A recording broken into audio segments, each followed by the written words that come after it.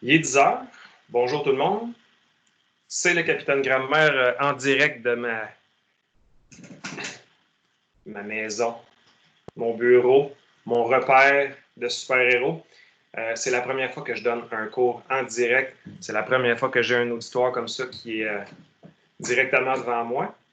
J'espère que ça va bien se passer. J'ai fait beaucoup de tests la semaine passée, en fin de semaine. J'espère que ça va bien aller. Soyez tolérants si jamais il y a des petits bugs, mais ça ne devrait pas. J'ai une boîte de conversation ici qui est ouverte pour savoir s'il y en a qui ont des questions. Je vous demanderai en début de rencontre de tout le monde fermer vos micros parce que les micros sont sensibles, puis on entend les bruits de fond un peu partout dans toutes les maisons. Fait que si vos micros sont désactivés, comme ça réduit les bruits de fond. Par contre, si vous avez une question, que vous voulez me poser une question, vous avez deux possibilités. Vous pouvez activer votre micro et me poser directement la question. Ou bien, si vous aimez mieux l'écrire, vous pouvez aller directement dans la conversation de la réunion, m'écrire la question et je vais être capable de voir la question, puis j'y répondrai. Je ne répondrai pas par écrit, je vais y répondre probablement oralement, à moins que ce soit une question personnelle à laquelle je répondrai après la réunion. J'aimerais vous dire que la réunion que nous sommes en train de faire présentement et la plupart des autres réunions, à moins que je change de modèle pour une raison quelconque, mais pour l'instant, les réunions que je fais, ce sont des réunions qui sont enregistrées. Donc, elles sont enregistrées, vous pourrez les regarder plus tard. Je donnerai un lien pour ceux qui veulent voir les réunions. Puis, je vais également, si je suis capable, malgré la grosseur du document, là, je vais également déposer les enregistrements sur ma chaîne du Capitaine Grammaire sur YouTube.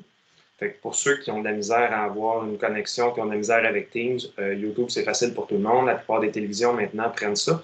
Fait que vous pourrez aller sur YouTube, taper directement Capitaine Grammaire. Vous allez trouver ma chaîne. J'ai déjà 6 ou 7 clips de mis, puis au fur et à mesure qu'il y aura des clips qui seront disponibles, j'essaierai de les déposer là. Donc, bienvenue à mon premier cours. Le premier cours aujourd'hui, je m'attends à une durée autour de 40-45 minutes.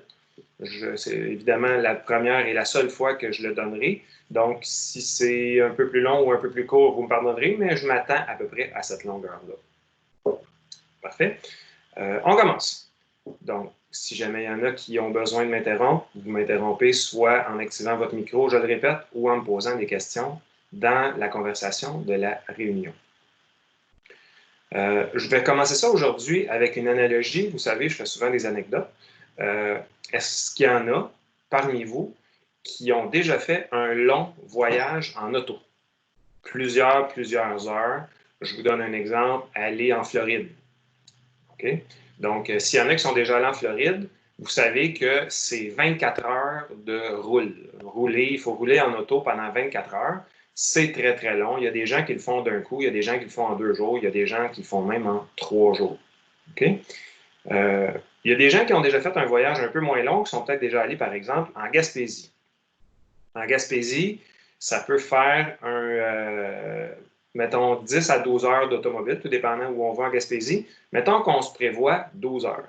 Okay? On garde ça en tête pour l'analogie Miami, 24 heures de roule, Gaspé, 12 heures. Okay? Je vous dis, durant votre voyage à Miami, il arrive une situation étrange. Vous êtes en arrière d'un gros camion qui roule 160 sur l'autoroute, puis qui roule, puis vous vous mettez en arrière, puis finalement, au lieu de 24 heures, ça vous a pris 20 heures.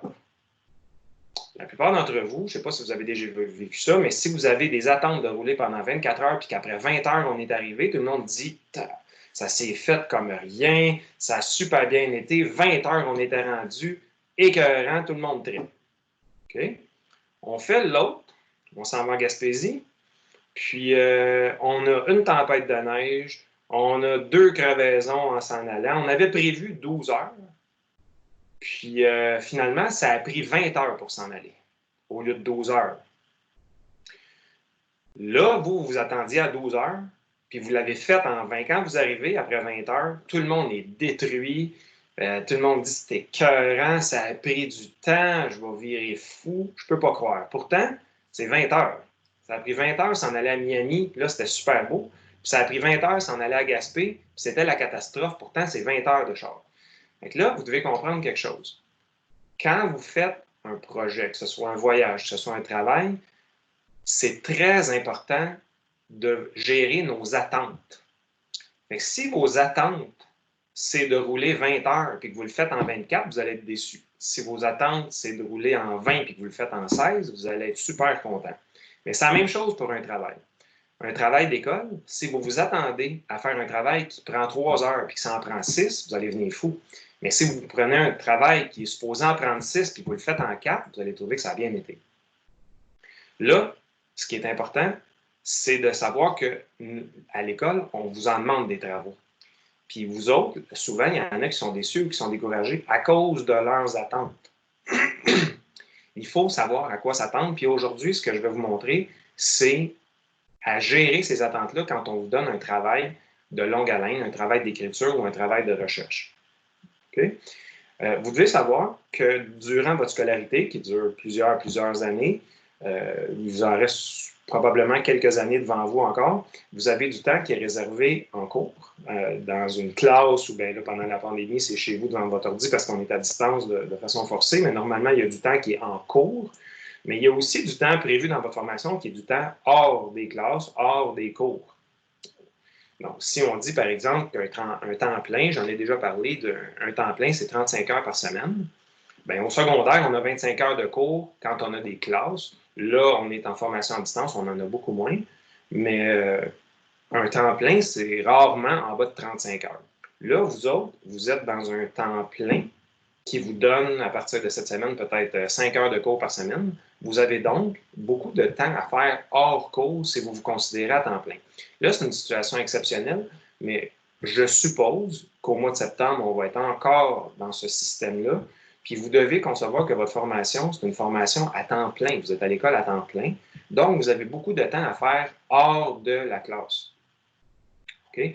Fait que si vous comprenez ça, puis si vous acceptez les attentes déjà qu'il y a beaucoup de travail à faire hors de la classe, vous n'attendrez pas après vos profs vos profs ou n'importe quelle autre personne qui vous forme pour faire les apprentissages. Okay?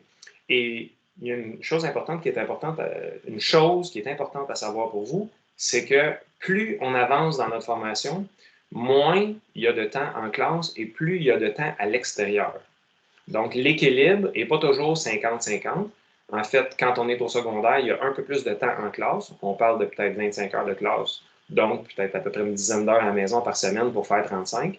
Quand on arrive au cégep, on réduit nos nombres de périodes en classe. Et quand on arrive à l'université, on réduit encore. Donc, la proportion de travail à la maison est toujours de plus en plus grande au fur et à mesure qu'on avance dans les années. Okay? Nous autres, les profs, on s'attend à ce que vous fassiez du travail hors de la classe parce qu'on n'a pas assez de temps avec vous dans un an pour vous montrer tout ce qu'on a à vous montrer. C'est la raison pour laquelle on vous donne du travail hors de la classe.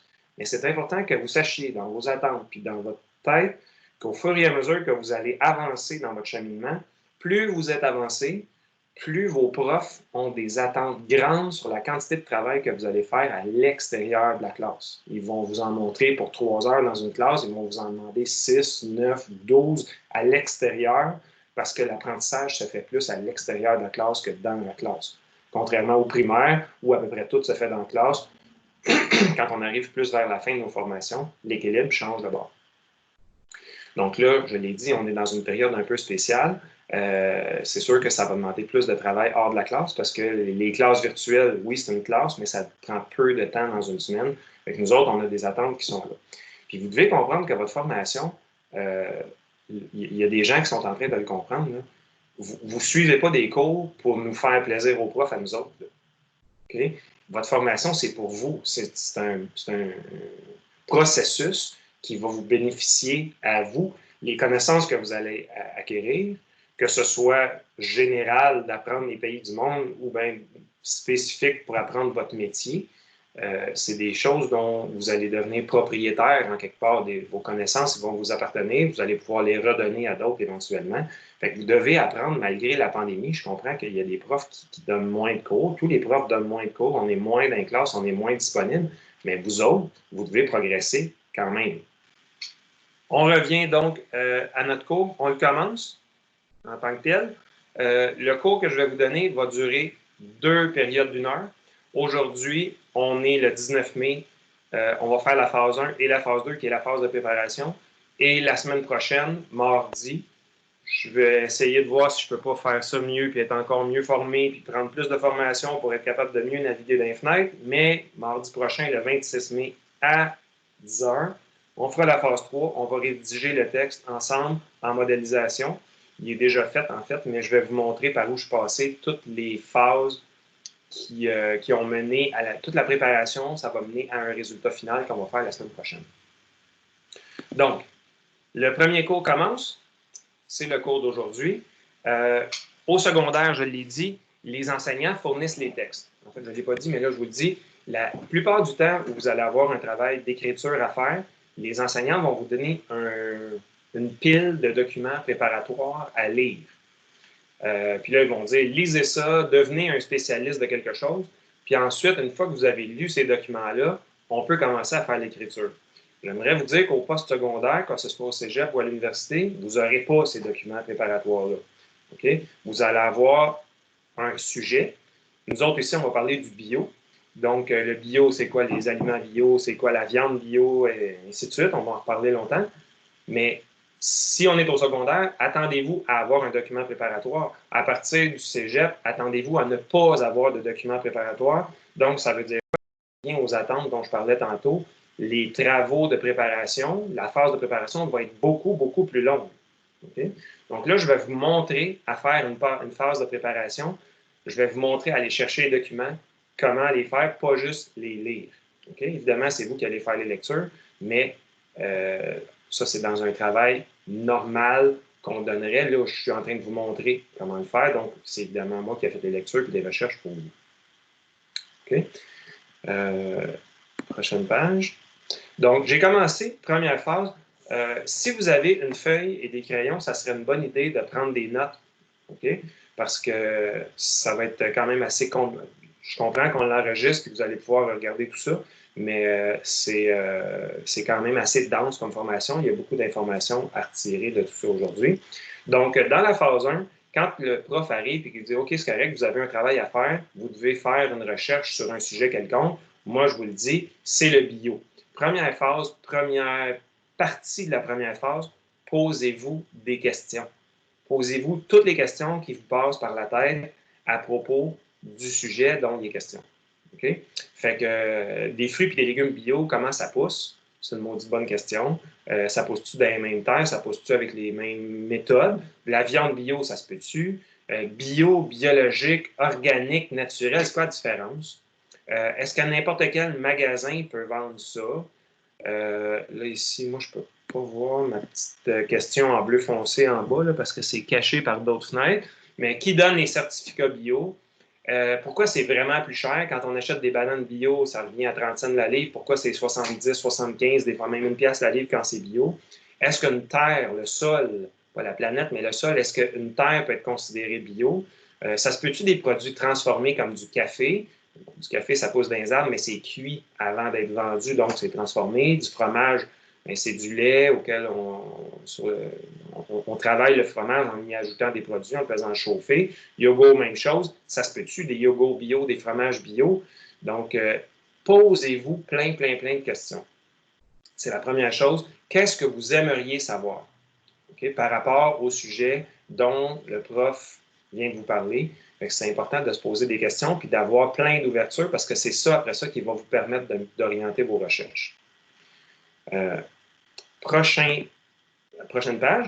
Une fois qu'on... C'est sûr que les questions que vous vous êtes posées, c'est probablement parce que vous n'avez pas les réponses à ces questions-là. Parce que si vous aviez déjà les réponses, vous ne vous les poseriez pas. Donc, pour répondre à ces questions-là, vous avez plusieurs possibilités. Premièrement, vous pouvez aller sur votre ordi. Il y en a qui pensent que c'est la seule option possible, d'aller sur un ordi, faire des recherches Google, puis c'est tout. Ma recherche est faite. Mais c'est loin d'être le cas. Il y a beaucoup d'autres possibilités. Okay? La première chose, c'est sûr que vous pouvez aller sur Google, vous pouvez faire des recherches par mots-clés. Rappelez-vous que quand on parle de mots-clés, ça serait peut-être à prendre en note. On ne met pas les le, on ne met pas les de, les, bon, peu importe, là, tous les déterminants, prépositions, conjonctions, on ne met pas ça dans des mots-clés. Okay? Vous pouvez aller sur YouTube aussi. YouTube contient beaucoup de tutoriels didacticiels qui vous permettent d'apprendre. Ce n'est pas juste pour les compilations de chats qui tombent en bas de la table. Et tantôt, à la fin de la présentation, j'irai vous faire un petit voyage guidé, parce que là, si je sors de la présentation, il y a des grosses chances que je ne sois pas capable de revenir. Mais on ira sur le portail applicatif de la commission scolaire. Je vais vous montrer une grande quantité d'informations et de sources que vous pouvez aller chercher là pour avoir de la documentation sur le bio, entre autres. Ça fait une famille de sources de recherche sur votre ordi, sur votre tablette. Quand vous avez fini de faire des recherches sur ça, il faut également considérer qu'il y a énormément d'informations aussi sur du papier. Donc, on parle de magazines spécialisés. Il y a beaucoup de magazines spécialisés sur l'alimentation, les vegans, tout ce qui est végétarien, tout ce qui est culture bio, retour à la terre. Il y a beaucoup de magazines spécialisés là-dessus. Puis vous n'avez pas besoin de les acheter. Il y a beaucoup de bibliothèques qui vont vous les prêter gratuitement. Dans les journaux, il y a des articles très régulièrement là-dessus aussi. Puis des textes académiques, c'est des textes qui ont été produits soit par des gens qui sont à l'université, qui ont fait des recherches. Il y a beaucoup de textes que vous pouvez aller chercher dans des bibliothèques. Évidemment, quand vous cherchez sur du papier comme ça, soit que vous pouvez acheter les livres, il y a des livres aussi, évidemment, mais si vous voulez acheter les livres, c'est une chose, mais ça fait quand même assez cher quand on achète tous les livres sur toutes les recherches qu'on a à faire. C'est la raison pour laquelle il y a des bibliothèques, puis les bibliothèques, vous avez juste à être membre, puis aller les chercher, mais ça fait partie du travail de recherche, de prendre ces gens, d'aller dans une bibliothèque, puis de faire des recherches sur papier. Tout n'est pas numérisé, tout n'est pas disponible sur ordi ou sur tablette. C'était la deuxième famille de sources pour faire des recherches. La troisième famille de sources, c'est sur votre téléviseur. Un téléviseur, c'est pour se distraire, mais c'est aussi pour apprendre. Vous avez beaucoup de documentaires qui sont disponibles. Vous avez des émissions chaque semaine à plein de chaînes qui vous permettent de voir des documentaires. Entre autres, à Télé-Québec, là, qui se force beaucoup ces temps-ci pour faire des émissions éducatives dans toutes les sphères. Mais il y a le canal Découverte, Discovery Channel en anglais pour ceux qui sont bilingues, qui permettent de voir beaucoup de documentaires et d'émissions qui vous permettent d'apprendre des choses sur la culture. Le canal Historia, puis il y en a d'autres aussi, des canaux, des chaînes qui vous permettent d'apprendre sur un paquet de sujets, y compris le bio, mais aussi d'autres profs vont vous demander des travaux sur d'autres choses, vous allez pouvoir y avoir accès aussi. On continue. Rappelez-vous d'une chose, il y a beaucoup de sources, particulièrement sur Internet, qui ne sont pas fiables. Okay? Faites attention. Vous allez lire des choses, vous allez dire « Ah, tiens, il y a tel spécialiste a dit quelque chose ». Là, vous allez ouvrir un autre texte, un autre livre, une autre revue, vous allez voir un documentaire où un spécialiste dit carrément le contraire. Bon, là, la vérité, parfois, est dans la main de un, parfois, elle est dans la main de l'autre, puis parfois, elle est à mi-chemin entre les deux. Une source, c'est pas parce que c'est à la télé, c'est pas parce que c'est sur Internet ou dans un livre que c'est la vérité pure. C'est la raison pour laquelle il faut essayer de choisir des sources fiables autant que possible. Et non seulement il faut choisir des sources fiables, mais il faut choisir des sources qui disent la même chose que les autres spécialistes du même champ. Si vous choisissez des personnes qui travaillent en agrobiologie, par exemple, donc des biologistes agroalimentaires, bien, eux autres, ils vont être capables d'avoir une opinion. Puis si 3, 4, 5, 6 spécialistes disent la même chose, au fur de vos recherches, vous vous rendez compte que toutes les recherches s'en vont dans la même direction, mais qu'il y en a un qui dit complètement le contraire, mais cette source-là, on la met de côté et on dit que c'est probablement une source pas fiable ou c'est tellement controversé que personne n'est capable d'aller dans cette direction-là. Okay? Donc, faites attention pour ne pas jeter tous vos œufs dans le même panier de la première personne qui dit une chose, puis dire « Ah, attends, lui, il a dit ça, puis on y va, puis c'est ça. Okay? » Il faut essayer que les sources se confirment entre elles. Cela dit, il ne faut pas sous-estimer la durée de toute cette phase de recherche-là. Il y a des gens pour qui écrire un texte explicatif, par exemple, je vous dis, bon, mais combien de temps ça prend à écrire un texte explicatif? Ils vont me répondre 3 heures. Parce que l'examen commence à 9h30 puis finit à 12h30. Oui, mais ça, c'est la finale. C'est la phase 3, c'est juste l'écriture du texte. Mais la phase de préparation, elle est beaucoup plus longue que ça. Faire des recherches, lire tout ça, voir 3 documentaires d'1 heure chacun, on peut s'attendre à 15, 20, 30 heures de préparation pour écrire un texte. Ça, c'est pour ça que je vous parlais tantôt d'un voyage à Miami qui prend 24 heures. Si vous vous attendez que ça prenne 24 heures, puis que ça prend 24 heures, vous ne serez ni déçu, ni enjoué, ça va être normal. Ça prend 24 heures faire la phase de préparation. Des fois, c'est plus long que ça.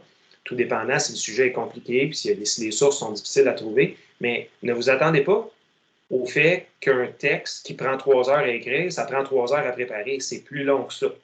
Okay? Non seulement c'est plus long, mais c'est ultra important. Donc, l'importance de cette phase de préparation-là, c'est majeur parce que c'est ça qui détermine si tout le reste du travail va bien se passer. Si vous n'avez rien à dire parce que vous n'avez pas fait de recherche, votre travail final va avoir une moins grande qualité. Fait que c'est plus long faire la phase de préparation que faire l'écriture elle-même. Ça, c'est important de savoir ça. Donc, moi, quand j'ai fait mes recherches, j'ai réussi à faire un tri. C'est la prochaine étape. Ça serait important. Donc, je vous avais dit tantôt de prendre des notes. Première chose, posez-vous des questions. Deuxième, essayez de répondre à vos questions. C'est la deuxième chose. Puis une fois que vous avez des réponses, il faudrait essayer de les trier. Donc, trier des informations. Trier, c'est-à-dire former des ensembles, parce qu'à un moment donné, il va y avoir trop d'informations. Vous allez avoir vu des documentaires, vous allez avoir vu des films, vous allez avoir lu des textes, vous allez avoir vu des rubriques Google, des textes de partout, des émissions de télé. Puis là, à un moment donné, vous allez dire, OK, là il faut que je classe ça parce que je ne pourrais pas tout prendre. Okay? Donc, moi, j'ai réduit ça à 7 catégories. Donc, l'agriculture, le mode de vie, l'élevage, le prix, la certification. Il y en a 2 autres en dessous. Donc, les règles. La grise, là, je ne suis pas capable de la lire parce que j'ai une barre d'outils qui est en pleine face. Est-ce que quelqu'un peut m'écrire dans la conversation à droite? Ou en tout cas, Saint-Dominique, active ton micro. Fais juste me dire ce qui est écrit dans la bulle grise en bas, s'il te plaît. Moi aussi, j'ai mon truc de barre d'outils en Je vois plein pas. dedans. Donc, en gros, je la vois transformation des produits bio. La transformation. Merci, Jean-François. Donc, c'est parfait. J'ai réduit toutes mes informations à 7 groupes d'informations. Okay? Parce qu'à un moment donné, il y en avait trop. Puis là, je me disais, bon, mais OK, mais on va écrire sur quoi? Rappelez-vous que la longueur qu'on vous demande, c'est entre 300 et 400 mots. Fait que si on arrive à 300 à 400 mots, on ne pourra pas parler des 7. Puis de toute façon, je ne veux pas avoir un texte explicatif, en fin de compte, avec 7 paragraphes de développement. Vous allez dépasser 1000 mots facilement, puis ça va être beaucoup trop long. Donc, il faut faire des choix. Nous autres, ce qu'on vous demande, c'est 350 à 400 mots et non 5000. C'est sûr qu'à l'université, ils vont vous demander 5000. Fait que vous allez garder les 7 paragraphes, puis vous allez faire un long paragraphe sur chacun. Nous autres, en secondaire 3, on demande 2 aspects. Okay? Moi, ce que j'ai fait, j'ai décidé d'en choisir 3. Okay? Volontairement. Pourquoi? Parce qu'après ça, quand j'arrive avec les 3, je peux produire le produit final. C'est sûr que ça va dépasser. Puis, je vais pouvoir choisir les 2 que je trouve les 2 mieux faits, les 2 plus pertinents, ceux qui apportent le plus. Donc, j'en choisis 3 volontairement. Je vous dis pourquoi au prochain cours. En fait, je vous l'ai déjà dit, c'est parce que je vais être capable de choisir les 2 qui me plaisent le plus parmi tous ceux que je vais avoir déjà composés. Okay? Donc, une fois qu'on a choisi nos 3, donc je les ai identifiés à la page précédente, l'agriculture, l'élevage et la transformation. Donc, l'agriculture, c'est faire grandir des plantes. L'élevage, faire grandir des animaux. Puis la transformation, c'est de prendre un peu de un puis un peu de l'autre, faire un produit quelconque avec ça, puis voir ce qu'on est capable d'arriver comme produit final. Okay? Quand on parle de produits transformés. Donc, quand on parle d'agriculture bio, il faut savoir quoi dire sur l'agriculture bio. Même chose sur l'élevage, puis même chose sur la transformation. Il faut être capable de dire, bon, moi, je vais devenir un mini spécialiste d'agriculture bio, puis dans un paragraphe, je vais être facilement capable d'écrire 150 mots là-dessus parce que je le sais quoi dire. Même chose pour l'élevage, même chose pour la transformation. Il faut être à l'aise, grâce à nos recherches, avec le sujet dont on va devoir parler dans notre texte final. Okay? Donc là, j'ai fait une sorte de petite présentation sur les 3 aspects qui seront traités dans mon texte. Donc, le bio, c'est quoi au juste? C'est mon titre. Je suis allé chercher sur Internet un genre de petit logo gratuit, libre de droit, que j'ai choisi pour faire un peu plus décoratif. Okay? 3 aspects importants de l'agriculture, l'élevage et la transformation. Je suis allé chercher un clipart gratuit aussi des 3 pour être capable d'avoir des images. Je vous rappelle que dans un texte explicatif, il va y avoir des procédés à respecter. CIDRE, dans I, c'est illustration. Les illustrations, c'est les 3 illustrations que je vais prendre. L'agriculture pour faire pousser des plantes, l'élevage pour faire grandir des animaux, la transformation pour faire des choses qui vont directement dans notre assiette, que ce soit cuit, coupé, torréfié ou peu importe. J'ai mon petit personnage principal en bas qui nous dit qu'en français, on dit bio et en anglais, on dit organic. Donc, organique, Q-U-E en français, c'est pas ça que ça veut dire. Donc, quand on parle d'un ingrédient bio, en anglais, on va dire organic ingredient, fait qu'on va dire plutôt comme ça pour être capable d'avoir la traduction. Et nous autres, ici, dans le cadre de notre travail, on va prendre le mot bio. Ouais, excusez-moi, Okay. monsieur. Est-ce que je peux aller aux toilettes, s'il vous plaît? Pas de problème. Puis si tu en manques un petit bout, tu pourras revoir le bout. C'est enregistré. Je vais vous donner le lien pour l'enregistrement un peu plus tard. OK, merci beaucoup. Donc, pour l'agriculture, première chose à savoir, okay, j'ai fait mes recherches, j'essaie de résumer ça le plus clairement possible. Donc, l'agriculture, c'est évidemment une façon de cultiver la terre pour faire des légumes, mais c'est surtout une amélioration de la fertilité à long terme des terres. C'est ça que les agriculteurs bio essayent de développer, c'est de faire en sorte de cultiver puis que la terre soit bonne l'année d'après, qu'on n'ait pas besoin de mettre un paquet de produits dedans pour la rendre bonne. C'est que l'agriculture, c'est plus juste un soutien pour tenir la terre, c'est pas juste un soutien physique pour tenir une plante debout. Okay? Donc, en gros, là, un agriculteur biologique, si je vous résume ça en une phrase, il ne cultive pas sur la terre, il cultive grâce à la terre. Donc, ça fait en sorte que l'agriculteur fait plus attention à son sol, à le décompacter, par exemple, à y donner toutes sortes de nutriments naturels pour être capable de cultiver des légumes qui vont être en excellente condition quand ils vont pousser. Il y a 3 règles importantes à respecter. Donc, on n'a pas le droit de mettre de fertilisants, donc les engrais synthétiques. Tous les engrais doivent être naturels. Puis les bouts d'épuration, pour ceux qui ne savent pas ce que c'est quand vous flushez votre toilette en bon français, ça s'en va dans des bassins où on fait descendre toute la matière en suspension dans le fond, puis on recueille l'eau sur le dessus, qui s'en va ensuite dans une usine de filtration. Mais à un moment donné, une fois par année, la boue qui est dans le fond des bassins, il faut que ça soit enlevé, parce que sinon, il y en a trop. C'est ce qu'on appelle des boues d'épuration. Puis ça, il y a des agriculteurs qui avaient dit « Hey, ça serait un bon engrais », puis qui prenaient ça pour remettre ça dans les champs. Sauf que, je ne sais pas si vous le savez, mais ce qu'on est capable d'envoyer dans les égouts, ce n'est pas nécessairement des choses qu'on a le goût d'avoir dans nos fruits et nos légumes. Fait qu'on s'est rendu compte que c'était toxique. Fait que les agriculteurs biologiques ne prennent pas de boue qui viennent des usines d'épuration et ne prennent pas d'engrais chimiques ou synthétiques non plus. Deuxième règle, pas de pesticides, pas d'herbicides, c'est-à-dire des produits qui tuent des herbes ou des produits qui tuent des animaux. Okay? Pas de pesticides, pas d'herbicides. Si on est aux prises avec des insectes ou avec des herbes nuisibles, il faut trouver d'autres moyens que des produits chimiques. Et la 3e règle de l'agriculture bio, c'est que les semences ne doivent pas être des OGM, c'est-à-dire des organismes génétiquement modifiés.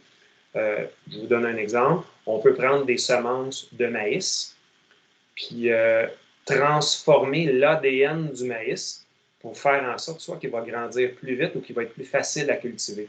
Je vous donne un exemple facile. Il y a beaucoup de semences maintenant qui sont Roundup Ready, c'est-à-dire qu'on peut les arroser avec du Roundup qui tue tout. Ça tue les herbes, ça tue tous les champignons, ça tue n'importe quoi, sauf le maïs, parce que le maïs a été génétiquement modifié pour résister au Roundup. Fait que là, ça fait en sorte que ça fait des semences qui peuvent causer des problèmes à long terme. L'agriculture biologique ne permet pas d'avoir des semences qui sont génétiquement modifiées. Là, on a déjà pas mal d'informations sur l'agriculture. On va pouvoir passer à notre 2e paragraphe, notre 2e domaine de questionnement, qui est l'élevage. Bon, l'élevage, c'est de prendre des animaux petits et de les rendre grands. Mais la règle de base de ça, c'est d'essayer de les mettre, ces animaux-là, dans des conditions de vie, durant la durée de vie où ils sont à la ferme, là, qui ressembleraient à leurs conditions de vie en nature. Donc, de l'espace pour bouger, de la lumière solaire, il ne faut pas qu'il soit 365 jours, 24 heures par jour à l'intérieur, de l'air frais, doit être nourri d'aliments aussi, ça c'est super important, d'aliments bio. Fait qu'on ne pourrait pas prendre du grain de maïs, par exemple, qui n'est pas lui-même bio, pour donner à manger à des vaches, parce que là, à ce moment-là, la vache va donner, ne sera plus une vache bio, donc son lait ne sera plus bio non plus. Fait que, il faut que la chaîne du bio soit respectée. Fait que si on nourrit nos cochons avec de l'avoine, par exemple, il faut que l'avoine ait elle-même été cultivée de façon bio. Et là, si je reviens à la page précédente, cultiver de l'avoine bio, c'est-à-dire que c'est de l'avoine dans les champs d'avoine. Ils n'auront pas eu d'engrais synthétiques, pas de goût d'épuration, pas de pesticides, pas d'herbicides, pas de semences d'avoine OGM, ce qui permet d'avoir de l'avoine bio qu'on donne à des cochons. Puis là, les cochons vont devenir eux-mêmes bio s'ils ont été élevés dans des bonnes conditions et s'ils ont été nourris avec des aliments bio. Il y a 3 règles à respecter quand on parle d'élevage biologique.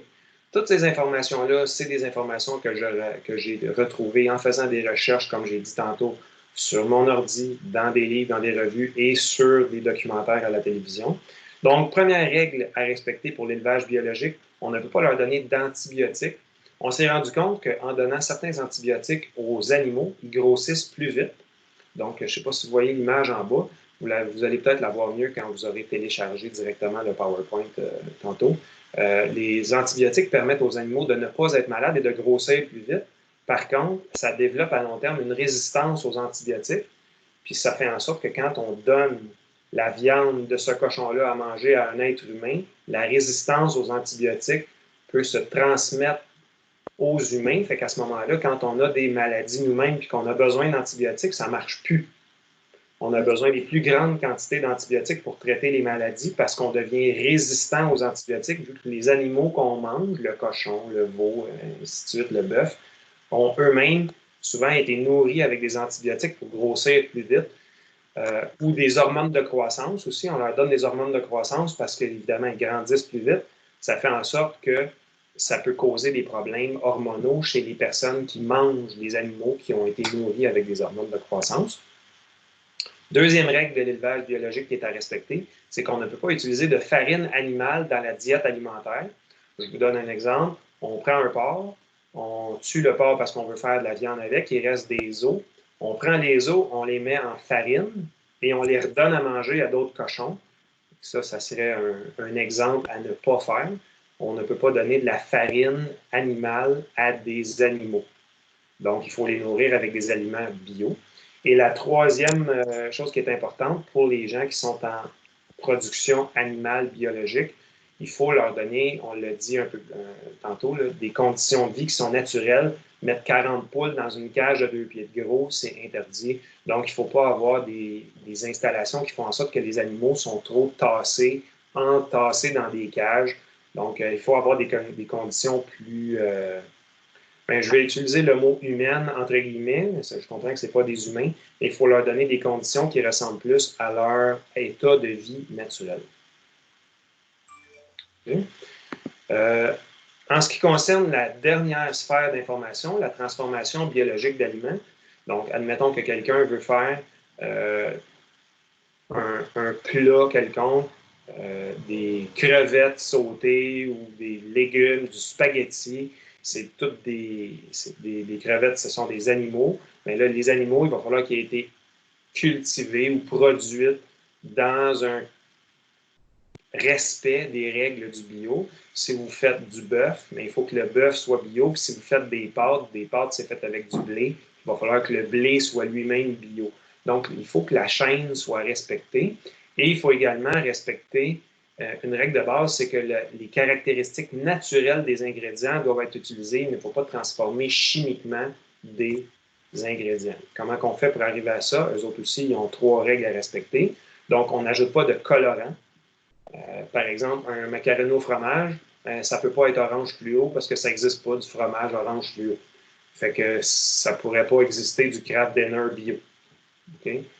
La confiture de fraises, c'est pas rouge fluo généralement, c'est rouge un peu plus foncé qu'une fraise naturelle. Pourquoi? Parce que la fraise s'oxyde quand elle cuit. Fait que si on veut y donner une couleur vraiment fluo, il faut ajouter des colorants, mais avec les colorants, ce n'est plus un produit bio. Deuxième chose qui est importante à respecter pour les gens qui font la transformation, Dans les usines, on a maintenant des procédés où on projette des rayons radioactifs sur la nourriture pour lui permettre de rester fraîche plus longtemps. On appelle ça l'irradiation. Mais l'irradiation de n'importe quel ingrédient dans une préparation fait en sorte que la préparation ne peut plus être considérée comme bio.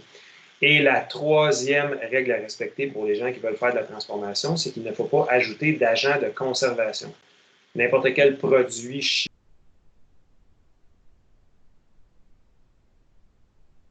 Monsieur, votre micro est éteint. Est-ce que c'est mieux? Oui. Bon, l'acide érythorbique, je m'excuse, l'acide érythorbique, c'est un produit chimique qui a été inventé qui permet de garder en tout temps les aliments frais beaucoup plus longtemps. On a entendu parler des sulfites aussi. Il y a des gens qui font des réactions à ça. Mais si on ajoute des sulfites ou de l'acide érythorbique à un produit, bien, ce produit transformé-là ne peut plus être biologique à ce moment-là. J'ai également fait des recherches sur le bio au Québec, parce que le bio au Québec, on a des règles qui sont particulièrement contraignantes. Donc, le bio au Québec, il y a 6 organismes, dont j'ai mis les logos ici, qui permettent de certifier que quand un produit est bio, c'est-à-dire qu'il contient au moins 70 d'ingrédients biologiques, que ce soit un produit non transformé ou transformé, il faut qu'il soit 70 minimum en bio. Mais on a également l'organisme Bio-Québec, qui, eux autres, sont un petit peu plus sévères et exigeants. Eux autres, ils exigent 95 des ingrédients en biologique. C'est important de se rappeler que les fruits et les légumes n'ont pas besoin d'être affichés, d'avoir une étiquette bio. Il y a souvent des gens qui en mettent, là. Mais si vous achetez une orange bio, il faut que la caisse d'orange soit identifiée comme biologique, mais le fruit lui-même qui est en vrac n'a pas besoin d'avoir une petite étiquette spéciale. Donc, contrairement aux produits transformés qui doivent tous être identifiés bio, de toute façon, c'est à leur avantage parce que ça leur donne une valeur ajoutée. Ils peuvent les vendre plus cher parce qu'il y a plus de contraintes, c'est plus difficile à faire. Okay? Ça, c'est pour le bio au Québec. Il y a également ça, c'est important quand on fait toute recherche, d'aller dire où on a choisi, où on a trouvé nos informations. Les informations les plus importantes que j'ai trouvées, moi, étaient sur le CAR-TV. Donc, le CAR-TV, c'est le Conseil des appellations réservées et des termes valorisants. Donc, c'est un organisme du gouvernement provincial qui permet de donner de la valeur, de donner de l'importance à tous les produits québécois qui profiteraient d'un nom spécial, comme si on disait, par exemple, si j'ai découvert le concombre de l'Assomption, bien, le concombre de l'Assomption, s'il y a un goût particulier, une texture particulière, puis que ça me permet d'en vendre plus, bien, ce nom-là deviendrait réservé. Puis c'est pas n'importe qui pourrait l'utiliser, c'est seulement le concombre qui pousserait à l'Assomption. Puis c'est le CAR-TV qui me permettrait d'avoir ce nom-là et de protéger le nom. Okay? Ça, c'est important de savoir ça. Et là, c'est la fin du premier cours parce que normalement, vous auriez fait tout ce travail-là vous-même. Vous auriez fait le travail de recherche, vous auriez fait le travail de lecture, puis vous auriez fait l'ensemble de toute la démarche de recherche. Et ça aurait été quand même pas mal plus long que faire juste la production écrite du texte. Ça a duré 45 minutes en incluant. J'avais dit 40 plus les 5 minutes de problèmes qu'on a eu. On va bientôt décréter la fin du cours. Il y aura une période de pause d'environ 15 minutes jusqu'à 11 heures. Puis à 11 heures, on va pouvoir rouvrir une autre conversation. Là, je vais être disponible ici pour répondre à toutes vos questions. Ce qui est important de comprendre, c'est que là, à partir de maintenant, vous avez dans Teams, si vous allez dans Publication, vous allez avoir lebio.pptx, qui est en fait le document. Vous allez pouvoir le lire, le voir. Et ceux qui voudront le faire, pour la semaine prochaine, vous pourrez tenter d'écrire le texte qui va avec ça. Si vous voulez prendre d'autres aspects, vous aimez mieux d'autres aspects que ceux que j'ai choisis déjà dans la recherche, vous pouvez faire une démarche de recherche. Puis la semaine prochaine, mardi prochain, on va faire une modélisation ensemble. On va écrire complètement le texte. Je vais l'écrire à 3 paragraphes. Ensuite de ça, je vais choisir les 2 paragraphes qui me plaisent le plus. Je vais le ramener à 2 et on va faire une version finie en respectant le plan complet du texte explicatif comme il a été vu en classe. Donc ça, c'est la fin de la formation pour aujourd'hui. Je vous remercie beaucoup pour votre présence, votre patience aussi quand ça a mal été dans le milieu. On va essayer de faire ça avec un petit peu plus d'aisance pour la semaine prochaine. C'était le premier cours. Je vous remercie beaucoup. Je vais arrêter la présentation, puis vous pouvez tout le monde cliquer sur votre bouton raccrocher. C'est terminé.